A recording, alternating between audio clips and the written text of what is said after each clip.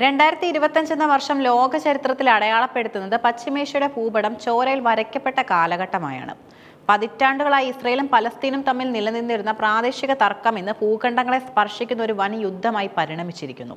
ഗാസയിലെ കുന്നുകൂടിയ അവശിഷ്ടങ്ങൾക്കിടയിൽ നിന്ന് തുടങ്ങിയ തീപ്പൊരി ഇന്ന് തെക്കൻ ലെബനിലെ കുന്നുകളിലും ഇറാന്റെ ആണവ നിലയങ്ങളിലും യമനിലെ മണലാരണ്യങ്ങളിലും ഒടുവിൽ ദോഹയിലെ നയതന്ത്ര കേന്ദ്രങ്ങളിലും പടർന്നു പിടിച്ചിരിക്കുകയാണ്.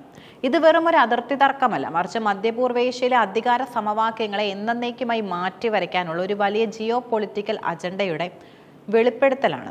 ഗാസ മുനമ്പ് ഇന്ന് വെറും ഒരു ജനവാസ കേന്ദ്രമല്ല, മറിച്ച് ആധുനിക ലോകം കണ്ട ഏറ്റവും വലിയ ശ്മശാനമായി മാറിയിരിക്കുന്നു. ഇസ്രയേൽ പ്രതിരോധ സേന നടത്തിയ 7024-ലധികം വ്യോമാക്രമണങ്ങൾ ഗാസയെ ഒരു പ്രേത നഗരമാക്കി മാറ്റി. 2024 ജനുവരിയിൽ അന്താരാഷ്ട്ര സമ്മർദ്ദത്തിന് വഴങ്ങി പ്രഖ്യാപിച്ച വെടിനിർത്തൽ ഒരു കപട നാടകമായിരുന്നുവെന്ന് 2025 മാർച്ച് ആയപ്പോഴേക്കും ലോകത്തിന് ബോധ്യമായി. ഭക്ഷണത്തിനും മരുന്നിനുമായി വരി നിന്ന സാധാരണക്കാരെ ലക്ഷ്യമിട്ടുള്ള ആക്രമണങ്ങൾ അന്താരാഷ്ട്ര മനുഷ്യാവകാശ നിയമങ്ങളുടെ നഗ്നമായ ലംഘനമായിരുന്നു. 20 ലക്ഷത്തിലധികം ജനങ്ങൾ സ്വന്തം നാട്ടിൽ അഭയാർത്ഥികളായി. ഉപഗ്രഹ ചിത്രങ്ങൾ വ്യക്തമാക്കുന്നത് ഗാസയിലെ 80% കെട്ടിടങ്ങളും ഒന്നുകിൽ പൂർണ്ണമായി തകർന്നു അല്ലെങ്കിൽ വാസയോഗ്യമല്ലാതാക്കി എന്നാണ്. ഗാസയിലെ യുദ്ധം കൊടുമ്പിരി കൊണ്ടിരിക്കുമ്പോൾ തന്നെ വെസ്റ്റ് ബാങ്കിലെ ജെനിൻ, തുൽക്കരം ക്യാമ്പുകളിൽ ഇസ്രയേൽ തങ്ങളുടെ പിടിമുറുക്കി. പതിറ്റാണ്ടിനിടയിൽ ഏറ്റവും വലിയ സൈനിക നീക്കത്തിലൂടെ അവിടുത്തെ അടിസ്ഥാന സൗകര്യങ്ങൾ തകർക്കപ്പെട്ടു. കുടിയേറ്റക്കാരുടെ ആക്രമണങ്ങൾ 2025 1680 കടന്ന് പലസ്തീനികളുടെ ഗ്രാമജീവിതം അസാധ്യമാക്കി. ഹിസ്ബുള്ളയുമായുള്ള സംഘർഷം ഇസ്രയേലിനെ സംബന്ധിച്ചിടത്തോളം അതിന്റെ വടക്കൻ അതിർത്തിയുടെ സുരക്ഷയുമായി ബന്ധപ്പെട്ടതായിരുന്നു. എന്നാൽ 2025 ഇസ്രയേൽ ഈ അതിർത്തിയെ ഒരു പുതിയ യുദ്ധമുന്നണിയാക്കി മാറ്റി. വെടിനിർത്തൽ കരാറുകൾ നിലനിൽക്കെ തന്നെ 1653 വ്യോമ ആക്രമണങ്ങളാണ് ഇസ്രയേൽ ലെബനനിൽ നടത്തിയത്. ബെയ്റൂട്ടിലെ ജനവാസ മേഖലകൾ തകർക്കപ്പെട്ടത് ലെബനന്റെ സാമ്പത്തിക ഭദ്രതയും തകർത്തു. തെക്കൻ ലെബനനിലെ ഉയരപ്രദേശങ്ങളിൽ സൈനിക താവളങ്ങൾ സ്ഥാപിച്ച് പിന്മാറാൻ വിസമ്മതിക്കുന്ന ഇസ്രയേൽ നിലപാട് ആ രാജ്യത്തിന്റെ പരമാധികാരത്തിനുമേലുള്ള നേരിട്ടുള്ള വെല്ലുവിളിയാണ്. ഇത് പ്രാദേശിക ജനതയിൽ വലിയ പ്രത്യാഘാതങ്ങളും സൃഷ്ടിക്കുന്നു. പതിറ്റാണ്ടുകളായി നിഴൽ യുദ്ധം നടത്തിയിരുന്ന ഇറാനും ഇസ്രയേലും 2025 ജൂൺ 13 നേരിട്ടുള്ള യുദ്ധത്തിലേക്ക് കടന്നു. നെതൻസ്, ഫോർഡോ, ഇസ്ഫഹാൻ എന്നിവിടങ്ങളിലെ ഇറാന്റെ ആണവ പരിവേഷണ കേന്ദ്രങ്ങളെ തകർക്കാൻ ഇസ്രയേൽ 200-ലധികം അത്യാധുനിക യുദ്ധ വിമാനങ്ങളാണ് ഉപയോഗിച്ചത്. ഈ ആക്രമണത്തിൽ ഇറാന്റെ ആണവ ശാസ്ത്രജ്ഞരും ഉന്നത സൈനിക കമാൻഡർമാരും കൊല്ലപ്പെട്ടത് ഇറാന് വലിയ ആഘാതമായി. ഇസ്രയേലിനെ സഹായിക്കാൻ അമേരിക്ക നേരിട്ട് രംഗത്തിറങ്ങിയത് യുദ്ധത്തിന്റെ വ്യാപ്തി വർദ്ധിപ്പിച്ചു. അമേരിക്കൻ ബോംബറുകൾ ഇറാന്റെ പ്രതിരോധ കോട്ടകൾ തകർത്തു. ഇതിന് മറുപടിയായി ഇറാൻ നടത്തിയ ബാലിസ്റ്റിക് മിസൈൽ വർഷം ഇസ്രയേലിനെ പ്രധാന നഗരങ്ങളെ വിറപ്പിച്ചു. ചരിത്രത്തിൽ ആദ്യമായാണ് ഇറാൻ ഇത്രയും വലിയ തോതിൽ ഇസ്രയേലിന് നേരെ മിസൈലുകൾ പ്രയോഗിക്കുന്നത്. 2024 ഡിസംബറിൽ ബാഷർ അൽ അസാദ് ഭരണകൂടം തകർന്നത് സിറിയയെ അരാജകത്വത്തിലേക്കും തള്ളിവിട്ടു. ഈ സാഹചര്യം ഇസ്രയേൽ തങ്ങളുടെ താൽപര്യങ്ങൾക്കായി ഉപയോഗപ്പെടുത്തി.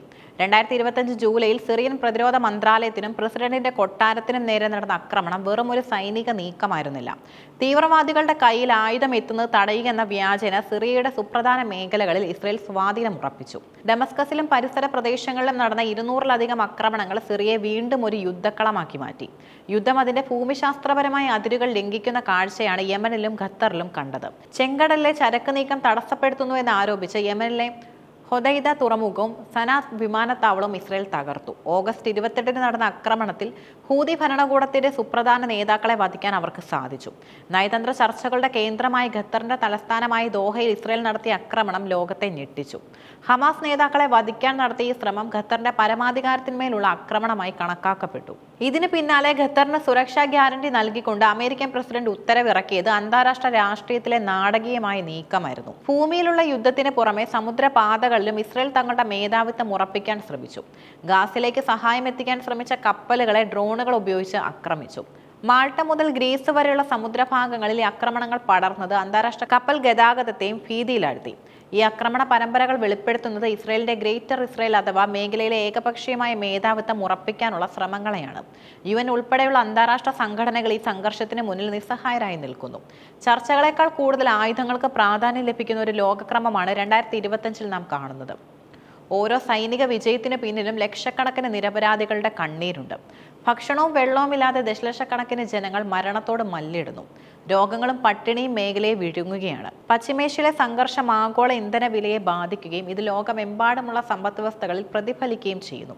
മധ്യപൂർവേഷ്യ ഇന്ന് ഒരു അഗ്നിപർവ്വതത്തിന് മുകളിലാണ്.